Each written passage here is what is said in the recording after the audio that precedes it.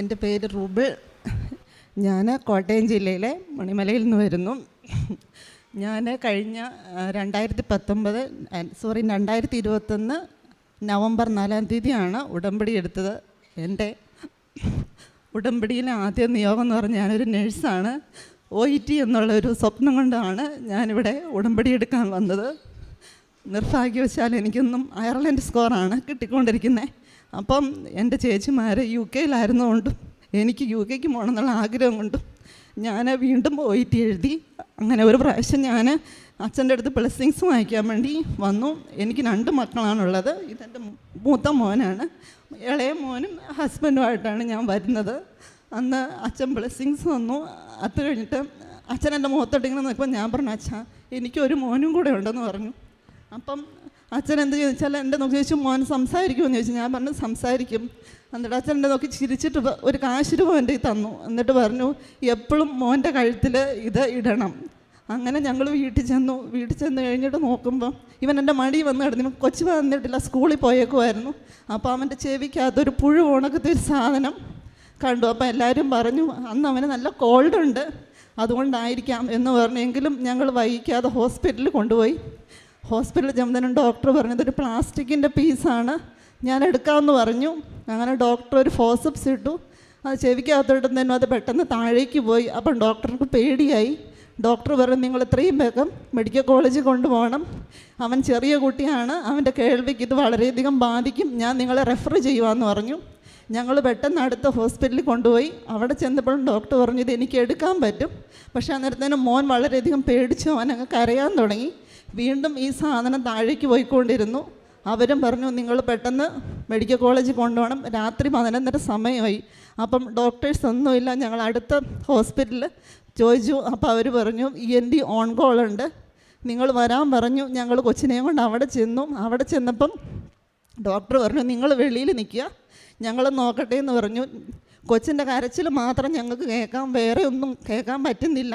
അതിനുശേഷം ഡോക്ടർ വാതിൽ തുറന്നിട്ട് വന്നിട്ട് പറഞ്ഞു എനിക്ക് കുറച്ചും കൂടെ അധികം ആൾക്കാരെ വേണം. ഞങ്ങൾ ചോദിച്ചു എന്തെങ്കിലും സെഡേഷൻ കൊടുക്കാൻ പറ്റത്തില്ലേ? അപ്പം ഡോക്ടർ പറഞ്ഞു ഇല്ല, അവൻ ചെറിയ കുട്ടിയാണ്, ഞാനൊന്നും കൂടെ നോക്കട്ടെ എന്ന് പറഞ്ഞു. അവർ വീണ്ടും ഒത്തിരി പ്രാവശ്യം ട്രൈ ചെയ്തു. കൊച്ചിൻ്റെ ചെവിക്കകത്ത് ചെറിയൊരു സ്കാർ പോലെ കാണിച്ചു. എന്നിട്ട് അവർ പറഞ്ഞു എത്രയും പെട്ടെന്ന് ഓപ്പറേഷൻ ചെയ്യണം, ഒരു 35,000 റുപ്പീസോളം ആകും, നിങ്ങൾ രാവിലെ വരണം, എല്ലാ ഇൻവെസ്റ്റിഗേഷനും ചെയ്യാൻ പറഞ്ഞു. ഞങ്ങൾ പറഞ്ഞു ശരി.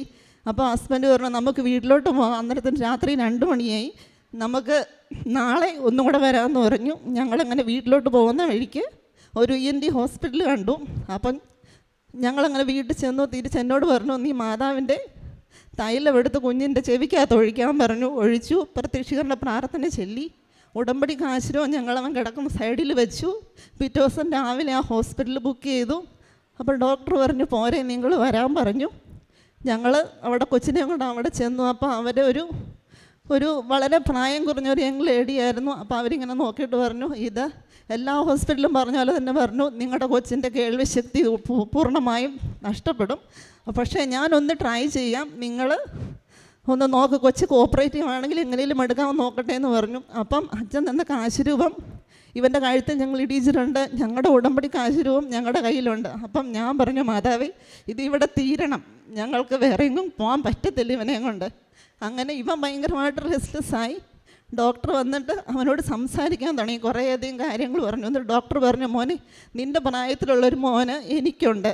അങ്ങനെ അവനെ കൊച്ച് ഭയങ്കര കംഫർട്ടായിട്ട് പറഞ്ഞു നീ അപ്പടെ മുഖത്തോടൊന്ന് നോക്കാൻ പറഞ്ഞു. അങ്ങനെ ഇവൻ ഞങ്ങളുടെ അടുത്തോട്ട് തിരിഞ്ഞു നോക്കിയപ്പോൾ ഡോക്ടർ പറഞ്ഞു ഇതൊരു മുത്താണ്, ഇതിനകത്തൊന്നുമില്ല എന്ന് പറഞ്ഞു.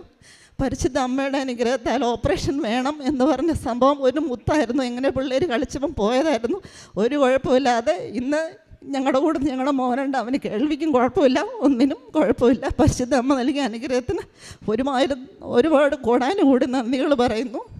അതിനോടൊപ്പം എൻ്റെ സിസ്റ്ററിനോട് മോൻ ഞങ്ങളുടെ വീട്ടിൽ നിന്നാണ് പഠിക്കുന്നത്. അവന് പഠിക്കാനൊക്കെ അത്യാവശ്യം കഴിവുണ്ട്. പക്ഷേ എക്സാം ആയപ്പോഴത്തേനും ഫോണിൻ്റെ അഡിക്ഷൻ കാരണം സാറ് വിളിച്ച് ഞങ്ങളോട് പറഞ്ഞു നിങ്ങൾ ഒരുപാട് നിങ്ങൾ ശ്രദ്ധിക്കണം എന്ന് പറഞ്ഞു. ഞാൻ ഇവൻ്റെ എക്സാമിൻ്റെ ദിവസങ്ങളിൽ പള്ളിയിൽ പോവുകയും ഉടമ്പടി കാശുരവും കൊടുത്തു വിടുകയും ചെയ്തു. അതിൻ്റെ ഫലമായി 85% മാർക്കോടെ അവൻ പാസ്സായി. അടുത്ത സാക്ഷ്യം എന്ന് പറഞ്ഞാൽ ഞങ്ങൾ താമസിക്കുന്നിടത്ത് കുഴൽക്കിണറാണ്. അപ്പോൾ ഞങ്ങൾക്ക് എന്നും എല്ലാവരുടെ മുടിയെല്ലാം കുഴിയുമ്പോൾ ഞങ്ങൾക്ക് എന്നും ഒരു ആഗ്രഹമായിരുന്നു, കിണറുള്ള ഒരു സ്ഥലം വേണം. ഉടമ്പടി എടുത്ത് 1 മാസമായപ്പോഴത്തേനും ഞങ്ങൾക്ക് അങ്ങനെ ഒരു സ്ഥലം വാങ്ങിക്കാൻ പറ്റി. വീണ്ടും എൻ്റെ പ്രശ്നം എന്തായി, എനിക്ക് UK പോകണം. അപ്പോൾ ഞാൻ വീണ്ടും എക്സാം എഴുതി, പക്ഷേ ഫലം വീണ്ടും നിരാശയായിരുന്നു. എൻ്റെ റിസൾട്ട് വന്നു, അന്നേരം എനിക്ക് B ഗ്രേഡ് ഉണ്ട്, പക്ഷേ ഞാൻ ഉദ്ദേശിച്ച സ്ഥലത്ത് പോകാൻ പറ്റത്തില്ല. ഞാനിങ്ങനെ പൊട്ടിപ്പോടെ പ്രാർത്ഥിച്ചു.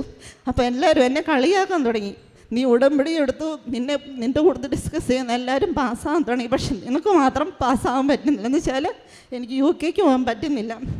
ഞാൻ റിവാലുവേഷൻ കൊടുത്തേക്കാണ്, അടുത്ത ആഴ്ച എൻ്റെ റിസൾട്ട് വരും, ഉറപ്പായിട്ടും മാതാവിനെ അനുഗ്രഹിക്കും എന്നുള്ള പൂർണ്ണ വിശ്വാസത്തിലാണ് ഞാനുള്ളത്. പിന്നെ ഇതോടൊപ്പം എൻ്റെ ചേച്ചി UKVയുടെ എക്സാം എഴുതി അവളിവിടെ വന്നിട്ടുണ്ട്.